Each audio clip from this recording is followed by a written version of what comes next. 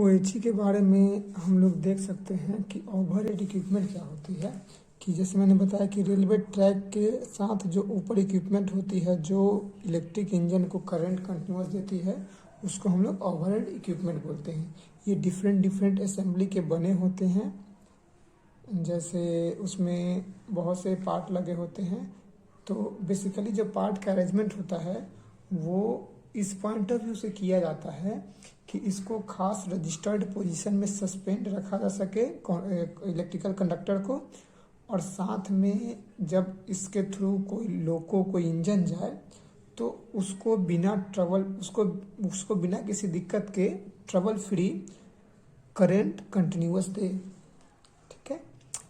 और इसमें लोग देख सकते हैं मैंने एक डायग्राम बनाया है जिसमें आप समझ सकते हैं कि ये एक खम्मा है, खम्मा पे एक ये कंडक्टर दिया गया। सबसे पहले वो कंडक्टर बेसिकली बना होता है जिसको कहते हैं कैटेनरी वायर, और जो नीचे वाला होता है ये होता है कॉन्टैक्ट वायर। तो हमारा जो इंजन का पेंटोग्राफ है, पेंटोग्राफ बेसिकली एक इक्विपमेंट हो जाए जो ओवरहेड इक्विपमेंट से करंट कलेक्शन करके इंजन को देता है। तो ये जो हमारा होता है पेंटोग्राफ, पेंटोग्राफ का काम यह होता है कि यह ओवरहेड इक्विपमेंट से करंट कलेक्शन करे। लेकिन जो ये कॉन्टैक्ट वायर है इसका भी डिजाइनिंग ऐसे किया जाता है कि जब पेंटोग्राफ इसके निचली सतह से ग्लाइड करे तो बिना किसी दिक्कत के ग्लाइड करता जाए। तो कॉन्टैक्ट वायर को इसीलिए हमेशा एकदम एज पॉसिबल एज सीधा रखा जाता है, स्ट्रेट लाइन में रखा जाता है।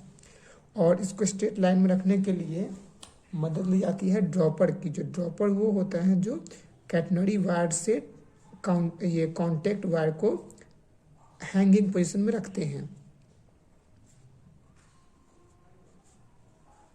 ऐसे। ये सिंपली समझे कि कैटेनरी वायर सबसे पहले टंगा होता है और कैटेनरी वायर से ड्रॉपर की मदद से कॉन्टैक्ट वायर को टांग के हम लोग रखते हैं। ये हमारा अरेंजमेंट हुआ। अब इसमें हम लोग कुछ कुछ टर्म जानेंगे। तो सबसे पहले हम लोग समझेंगे ये कि हाइट ऑफ कॉन्टैक्ट वायर। तो कॉन्टैक्ट वायर का हाइट कहाँ कितना रखेंगे। तो बेसिकली कॉन्टैक्ट वायर का हाइट का मतलब यह होता है कि ये हमारा हुआ रेल लेवल, मतलब ये ट्रैक की ऊंचाई है रेल लेवल। तो रेल लेवल से ये जो हाइट है कॉन्टैक्ट वायर की हाइट, इसी को बोलते हैं कॉन्टैक्ट वायर हाइट। ठीक है, हाइट ऑफ कॉन्टैक्ट वायर। ये हमारी हो गई हाइट ऑफ कॉन्टैक्ट वायर। अब हम लोग बात करते हैं ग्रेडियंट की। नॉर्मल कंडीशन में हम लोग ओएचई में ग्रेडियंट, ओवरहेड इक्विपमेंट ग्रेडियंट नहीं देना पसंद करते हैं। क्यों? क्योंकि इंजन बहुत तेज़ी से चली जा रही है। अब अचानक ग्रेडियंट आएगा। ग्रेडियंट कहने का सेंस कि आपका रेल लेवल सेम लेवल में लेकिन हाइट में कम बेसी, मतलब हाइट ज़्यादा उठ रहा हो या ज़्यादा डाउन हो रहा हो, उसको ग्रेडियंट बोलते हैं। तो हम लोग जनरली ग्रेडियंट देना प्रेफर नहीं करते हैं। बट कोई ऐसा केस जैसे मानिए आगे यहाँ ब्रिज हो, अब ब्रिज पे हम ओएचई का हाइट इतना नहीं रख सकते, हमको हाइट कम करना पड़े तो हम हाइट कम करते हैं, यहाँ से ओएचई कॉन्टैक्ट वायर को ले जाएंगे। लेकिन अगर जब कम कर देंगे, अचानक बहुत कम कर देंगे, तो जब हाई स्पीड में ट्रेन पास करेगी तो यहाँ पेंटो पे बहुत ज़्यादा जर्क आएगा और वहाँ पे मतलब बहुत सारी प्रॉब्लम आ सकती है। लाइक पेंटो कहीं फंस सकता है या पेंटो आउट ऑफ बाहर निकल सकता है, क्योंकि अचानक वो पेंटो पर से डाउनवर्ड आएगा।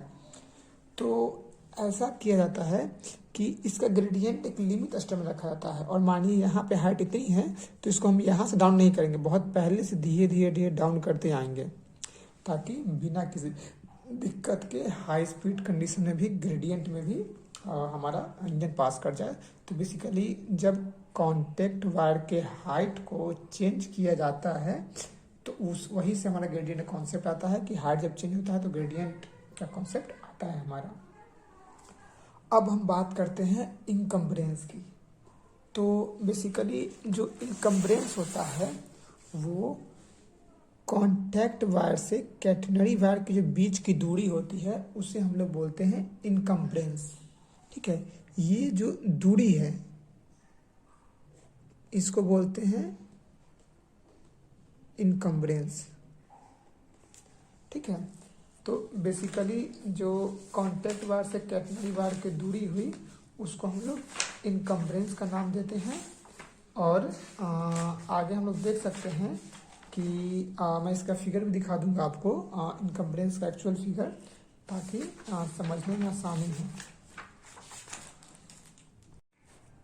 आप इसमें इनकम्बरेंस देख सकते हैं, ये जो हमारा है ये कॉन्टैक्ट वार है और ये हमारा कैटनरी वार है। और जो कॉन्टैक्ट वार से कैटनरी वार के बीच की दूरी होती है इसको हम लोग इनकम्बरेंस बोलते हैं। और बेसिकली एक इनकम्बरेंस जो कन्वेंशनल ओवरहेड इक्विपमेंट में चला आ रहा है वो किसी स्ट्रक्चर के पास 1.4 मीटर के आसपास रहा जाता है। और यह बीच में यानी दो स्ट्रक्चर हैं, दो खंभा के बीच में इसकी लंबाई घट जाती है, परंतु एक स्ट्रक्चर पे यह लगभग 1.4 मीटर के आसपास होता है। अब हम लोग आगे देखेंगे span length. Basically span length का मतलब यह होता है कि दो खम्मा यानी दो सपोर्ट स्ट्रक्चर के जो बीच की दूरी होती है इसको हम लोग बोलते हैं स्पैन लेंथ। तो स्पैन लेंथ दो स्ट्रक्चर दो सपोर्ट के बीच की दूरी को स्पैन लेंथ बोलते हैं। इसकी जो लेंथ होती है वो डिफरेंट होती है।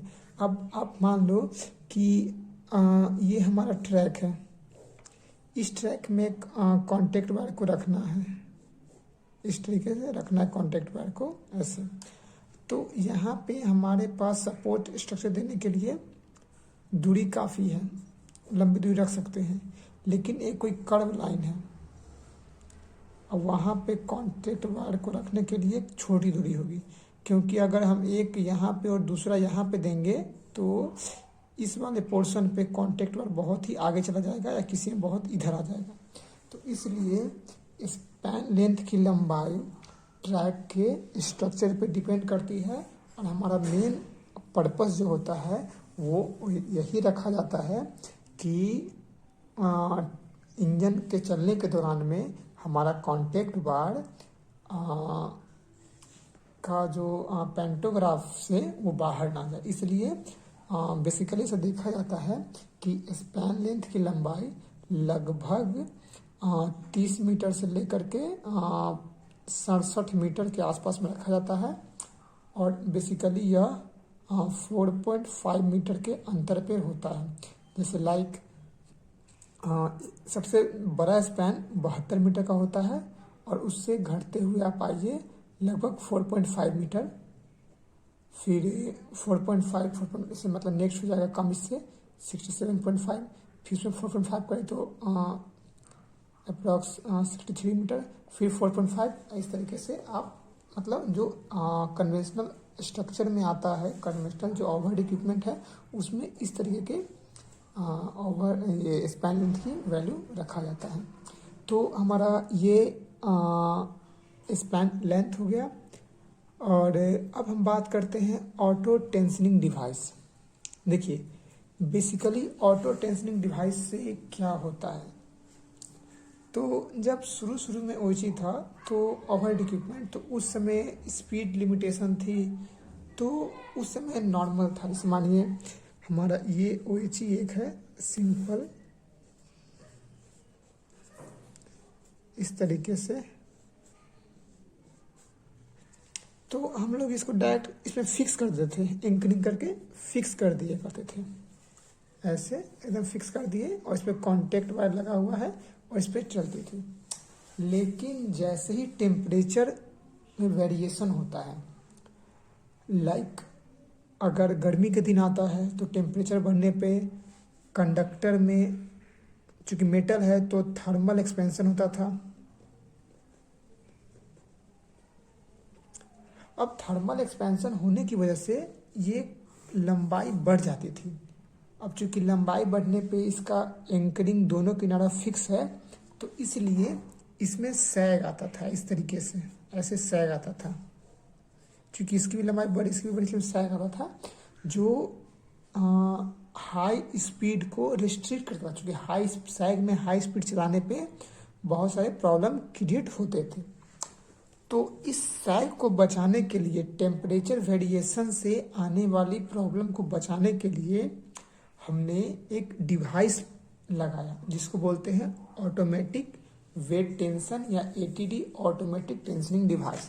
मतलब अगर टेम्परेचर बढ़ने पे ये लंबाई बढ़ रही है, ठीक, अगर इसको हम टेंशनिंग कर दें, मतलब इसको लंबाई बढ़ के इसको टेंशन दे के खींच लेंगे इधर, तो ये सीधा फिर से हो जाएगी और उस कंडीशन में हम फिर हाई स्पीड पे सिस्टम को यूज कर सकते हैं। तो इस प्रॉब्लम को सॉल्व करने के लिए हम लोगों ने क्या किया कि मानिए ये कॉन्टेक्ट वायर, एक कैटनरी वायर है, ठीक, ये हमारा कॉन्टेक्ट वायर है, इसे ड्रॉपर से जुड़ा हुआ है। ओके, अब ये कैटनरी वायर कॉन्टेक्ट वायर को आपस में एक किसी जगह पे जोड़ दिए और यहाँ पे एक खम्मा लगा हुआ है। ओके, दोनों किनारे में लगा हुआ है। अब क्या किए कि यहाँ डिफरेंट पुल्ली का नाम सुना होगा आपने, डिफरेंट पुल्ली लगाए, अरेंजमेंट पुल्ली की एक स्पेशल वे में पुल्ली के अरेंजमेंट किए। बस ध्यान रखिएगा ये आपका 25 के पर चार्ज होता है, तो पुल्ली में कनेक्ट करने से पहले यहाँ इंसुलेटर लगे होते हैं। ओके, इंसुलेटर के बाद सिस्टम को यहाँ पुल्ली से जोड़ देते हैं एक वायर से और उसी से पुल्ली का सेकेंड इंच पे वेट लगाते हैं। इतना वेट लगाते हैं कि दोनों का वेट टेंशन आपस में इक्विवेलेंट हो। बस जब इससे ये होता है कि हमारे ये कॉन्टेक्ट वायर में फ्लेक्सिबिलिटी आ जाती है कि सपोज अगर कॉन्टेक्ट वायर का लेंथ बढ़ता भी है तो हमारा ये पूरी सिस्टम को हम लोग बोलते हैं ऑटो टेंशनिंग डिवाइस या टेंशनिंग इक्विपमेंट, जो ये पूरे टेम्परेचर वेरिएशन को कंपनसेट करता है। यानी इसमें टेम्परेचर वेरिएशन होता है और इसका लेंथ ज़्यादा होता है, तो ये काउंटर वेट डाउनवर्ड आ करके, इसको काउंटर वेट बोलते हैं, ये काउंटर वेट डाउनवर्ड आ करके इसको यहाँ पे रोक देता है। एक ओवरहेड इक्विपमेंट में डिफरेंट पार्ट होते हैं।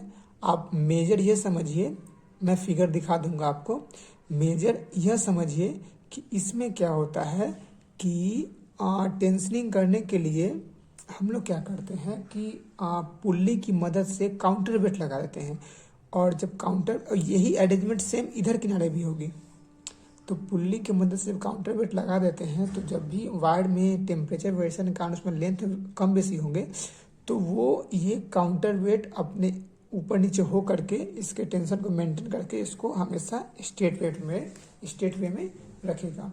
इसलिए हम लोग इसको बोलते हैं ऑटो टेंशनिंग डिवाइस।